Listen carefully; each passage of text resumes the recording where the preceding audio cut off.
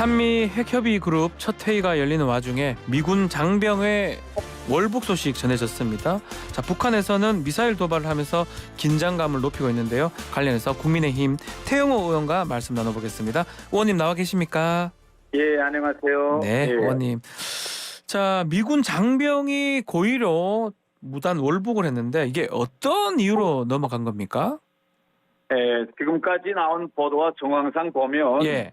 그가 미 군사법원에서 처벌을 받게 되어 있었는데 음흠. 아마 처벌을 피해서 어디 뛰자라고 즉흥적으로 생각하다가 아마 북한으로 잦은 월북인 것 같은데 아하. 그가 넘어가기 전에 뭐 으하하고 크게 웃고 지금 웃었다고. 뛰어갔다는 거 예. 아닙니까? 예. 결국 보면 자기를 군사법원에서 처벌하려던 미국에 대해서 여의치나 먹으라 뭐 이런 모습을 보이고 저는 갔기 때문에 네.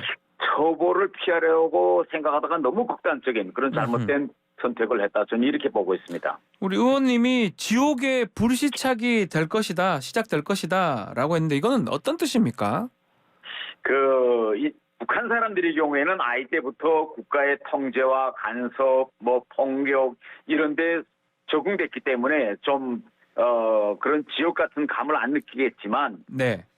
태어나서부터 이 MZ 세대 경우에는 휴대폰이나 인터넷, SNS 이런 곳에서 자유롭게 살아온 이런 미군 장병한테는 정말 이제 북한에 가면 정말 핸드폰도 없고 컴퓨터도 없고 그야말로 네. 빅브라더 리얼리티 쇼에나 참가한 사람처럼 아하. 외부 세계와 단절되고 고립된 속에서 북한이 마련해준 오왕 속에서 그야말로 통제된 삶을 살아야 되는데 아마 그가 그런 삶을 살면서 정말 지옥에 왔구나라고 아마 생각할 겁니다. 이건 체제 선전 활동에 좀 이용이 되는 겁니까?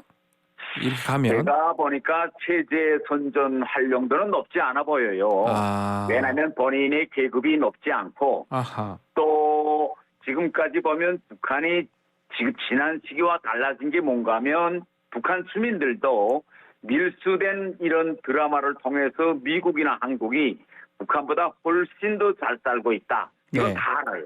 음흠. 그렇기 때문에 주민들에게 별로 먹히지 않을 그런 세제 선전에 미군 장병을 활용할 그런 가능성은 저는 크지 않다고 봅니다. 자, CNN에서는 이 미국 병사가 군사 정보도 북한에 넘길 수도 있다 이렇게 보도가 되던데 그것도 맞는 말인가요? 제가 보건대는 뭐 그 계급이 그렇게 높지 않고 아하. 예, 그래서 물론 북한은 조사할 겁니다. 본인이 부대에 있었던 모든 장병들의 신원 자료와 그가 다루었던 무기, 체계 이런 걸 물어보겠지만 그렇게 우리가 생각하는 것처럼 많은 고급류의 군사 정보는 전 없다. 이렇게 저는 생각하고 있는데 이병이니까 그런 그가 건가요? 어떤 예. 일을 했는지. 예. 계급이 좀 낮아서 뭐 정보를 네. 갖고 있지는 못할 것이다. 이 말씀인가요? 네. 자, 어쨌든 뭐 선전도 할 수도 있고 여러 가지 카드로 쓸 수도 있을 것 같은데 가장 좀 눈에 띄는 게 대화, 북미 간의 대화 부분 어떻게 좀 네. 가능할 것 같습니까? 어떻습니까? 뭐 일단 가장 중요한 거는 이 문제를 놓고 지금 미국의 경우에는 네. 뭐 군사적으로도 뭐 채널을 가동하고 있다고 하고 국무부에서도 접촉하고 있다고 하는데 이런 경우는 통상 JS에 있는 유엔군 사령부와 북한 측 판문점 대표부 간에 이제 전화가 있습니다. 네. 이걸 활용할 가능성도 있고 미국 뉴욕에 북한 대표부가 있거든요. 네. 그러면 미 국무부에서 나서서 이제 북한 대표부와 이 문제를 놓고 지금 아마 물밑 접촉은 하고 있을 겁니다. 예. 혹시 일본이 좀 제3국으로 나설 수도 있을까요? 이거는 북한과 미국 사이 관계이기 때문에 아하. 일본도 나서지 않을 거고 북한도 뭐 일본과 이 문제를 다루지는 않을 겁니다.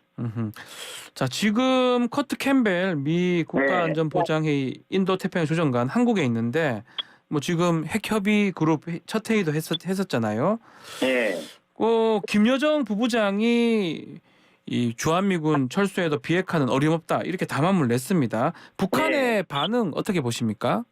저는 매우 예상했던 그런 이제 반응입니다. 네. 북한은 지금 어떤 경우에도 핵은 내려놓지 못하겠다 이런 지금 입장이고 네. 오히려 핵을 지금 현재 타격에도 이용하겠다고 지금 핵을 또 고도하고 있는 이런 상황입니다. 음흠. 이런 상황이기 때문에 지금 상당히 심각한 상황으로 가고 있다. 저는 이렇게 보고 있기 때문에 이번에 18일부터 한미 핵협의 그룹 회의가 열렸고 가장 중요한 건 이제 어제 윤석열 대통령이 미 전략 핵 잠수함에 직접 이제 올랐더라고요. 예, 맞아요. 근데 이게 뭔가면 왜 이게 북한의 가장 강력한 시그널이 되는가 하면 지금까지 미국이 이 자기의 전략 핵 자산인 이 잠수함에 다른 나라 정상이 오르도록 허용도 안 했고 내부엔 전혀 들어도 못 가봤는데 어제 대통령이 내부에까지 들어가 봤습니다. 예. 이거는 그만큼 한미가 북한이 핵을 선제적으로 사용하지 못하도록 억제를 더 넘어서 아예 꿈도 못 꾸게 음흠. 이렇게 강력한 이제 억제 의지를 저는 보이고 있다. 그래서 저는 이 점이 아주 지금 우리 한반도에서 중요한 부분이라 저는 이렇게 보고 있습니다. 그 부분이네요. 어제 새벽에는 탄도미사일 2발을 북한이 발사를 했고 우리는 윤석열 대통령이 이 전략 핵잠수함에 지금 실제로 가는 그 부분이 뭔가 큰 시그널이다. 뭔가 큰 어떤 계기가 된다. 이렇게 보시는 건가요? 네, 어제 북한이 그 미사일을 쏜 그 거리를 보면 네. 북한에서부터 이제 부산항과 거의 유사한 이제 거리입니다. 그러니까 지금 남북 그다음에 북한과 미국 사이에 지금 좀 비례대 형식으로 가고 있는데 네. 핵잠수함이 이제 부산항에 들어왔다 하면 북한은 부산을 딱 명중해서 겨냥해서 그런 의미로 미사일을 쏩니다. 그러니 핵잠수함이 들어와도 바로 미사일로 타격할 수 있다. 이런 의지를 보여주는 거고 어제 같은 경우에는 미국이 그 어느 정상에게도 보여주지 않았던 핵잠수함 내부까지 보여줌으로써 만일 북한이 핵을 쓴다면 네. 그야말로 한미가 연합해서 북한을 응징할 것이다. 아예 북한이 정말로 끝날 것이다. 이런 강한 메시지를 지금 보여주고 있거든요. 그래서 지금은 대화보다는 일단 우리가 힘에 의한, 힘에 기반한 평화 의지를 보여주는 게 저는 급선무라고 생각합니다. 자, 한편 김여정 부부장이 최근에 우리 나라를 예전엔 남조선이라고 표현했었는데 대한민국이라는 용어를 사용했거든요. 이게 두 개의 한국을 처음으로 거론한 거 아니냐 이렇게 얘기를 하고 있는데 정책 변화를 예고한 거라고 봐야 됩니까? 지금 우리가 뭘 주시해 봐야 되는가 하면 북한 내부적으로 북한의 법령과 북한의 당규가 지금 호상 충돌하는 지점들이 있습니다. 다시 말하면 이 김여정이 대한민국과 남조선이라는 표현을 혼용해서 쓰는 이 시점이 언제부터 시작됐는가 하면 북한이 핵무력 사용을 법제화한 때로부터 시작됐는데 그 핵무력 법에 어떻게 되어 있는가 하면 비핵 국가들이 핵 국가와 연합해서 북한에 달려들 때는 비핵 국가들에도 핵을 쓰겠다 이렇게 법 조항이 되어 있어요.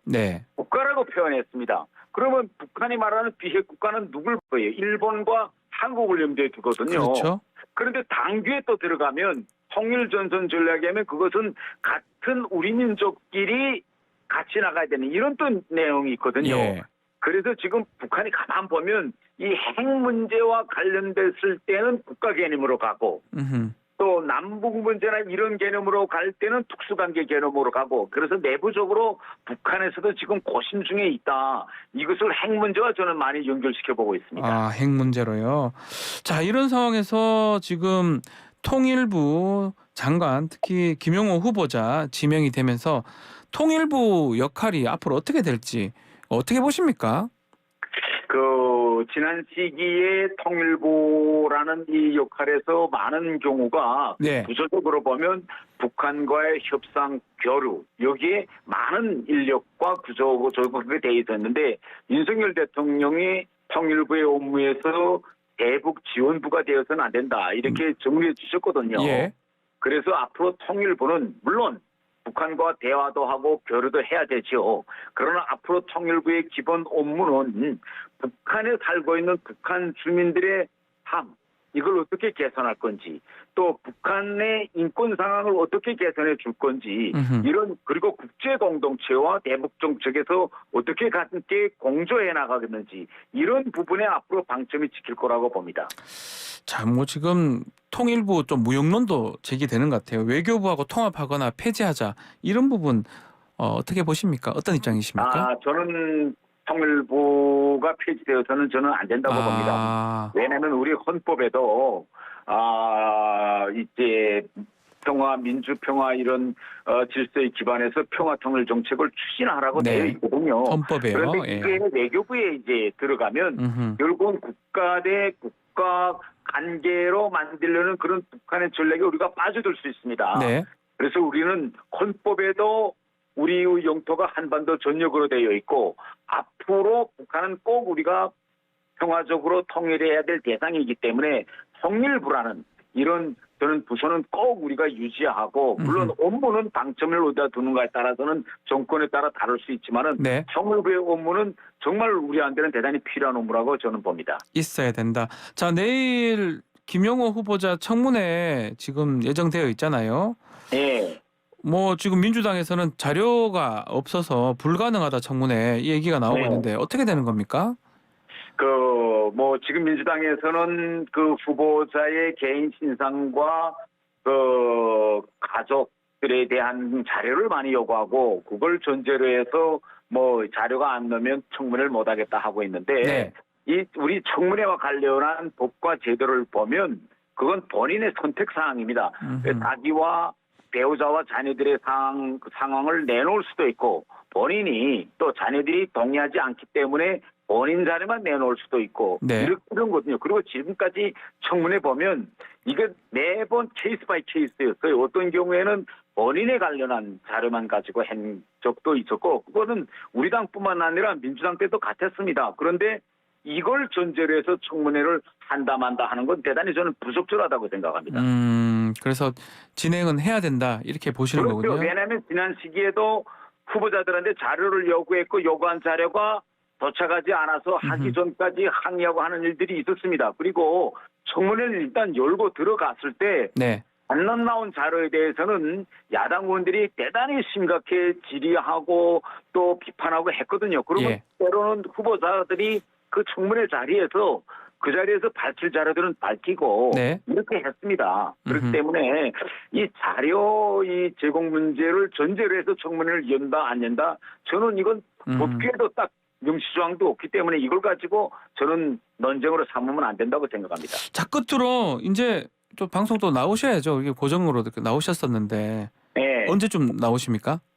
제가 예, 뉴스킹에. 8월 예. 10일까지 당원권이 정지되어서 일반적으로 당원권이 정지되면 네. 좀 자숙하는 그 모습을 보이는 것이 지금까지 관행이었기 때문에 예. 일단 8월 10일까지는 좀 자숙하는 그런 이제 방향으로 가려고 합니다. 8월 10일 이후에 우리 직접 네. 스튜디오에 모시고 말씀 나눠보겠습니다. 예, 태영 의원님. 예, 불러주십시오. 예, 오늘 말씀 여기까지 듣겠습니다. 감사합니다. 네, 감사합니다. 태영호 국민의힘 의원과 함께했습니다.